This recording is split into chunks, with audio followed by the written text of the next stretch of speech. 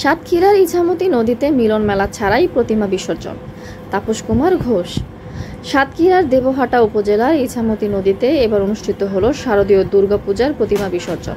তবে দীর্ঘদিনের ঐতিহ্য ভেঙে এবছর আর হয়নি বাংলাদেশ ভারতের মিলন মেলা। বৃহস্পতিবার সকালে যাত্রা মঙ্গল শেষে বিকাল 5টায় হিন্দু ধর্মাবলম্বীরা প্রতিমা বিসর্জন সম্পন্ন করেন।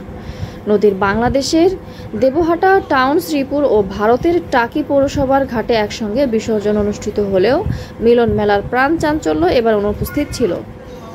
বিগত কয়েক দশক ধরে এই ইছামতি নদী জুড়ে দুই বাংলার হাজারো মানুষের মিলন মেলা অনুষ্ঠিত হয়ে আসছে।